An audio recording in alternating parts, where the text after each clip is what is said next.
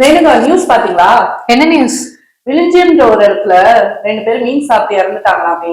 இப்ப மீன் சாப்பிடலாமா சாப்பிடக்கூடாதா? நியூரோடாக்சின் சொல்றாங்களே, அதை பத்தி எதுவும் தெரியுமா? சொல்றேன். நியூரோடாக்சின் அப்படிங்கிறது நச்சுத்தன்மை வாய்ந்தது. இது இயற்கையாகவே மீன்கள்ல இருக்கதான் செய்யுது. என்னன்னு பாத்தீங்க அப்படின்னா டெட்ரடோடாக்சின் அண்ட் மெத்தைல் மெர்குரின்னு சொல்லக்கூடியது. சோ நீங்க கேட்டீங்க இல்லையா, மீன் சாப்பிட்டு இறந்துட்டாங்க, எதனால இறந்தாங்க அப்படின்னு சொல்லிட்டு. இந்த டெட்ரடோடாக்சினாலதான் அவங்க இறந்திருக்க வாய்ப்பு இருக்கு அப்படின்னு சொல்லிட்டு ஃபுட் சேஃப்டி டிபார்ட்மெண்ட்ல இருந்து இன்வெஸ்டிகேஷன்ஸ் எல்லாமே போயிட்டு தான் இருக்குது. சோ மீன்கள்லாம் சாப்பிடக்கூடாதுன்னு சொல்லிட்டு கிடையவே கிடையாது. தாராளமா நீங்க எடுத்துக்கலாம்.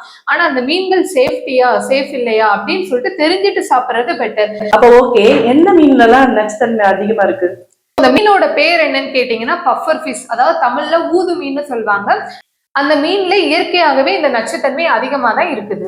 ஃபிஷ்ஷோட லிவர் பார்ட்லயும் ஓவரிஸ்லயும் இந்த நச்சுத்தன்மை இயற்கையாகவே பிரசன்ட் ஆகிருக்கு அப்படின்னு ரிசர்ச்சஸ்லாம் நிறையவே இருக்கு. ஸோ இந்த மாதிரி உங்களுக்கு ஏதாவது டவுட் இருந்தது அப்படின்னா கமெண்ட் பண்ணுங்க.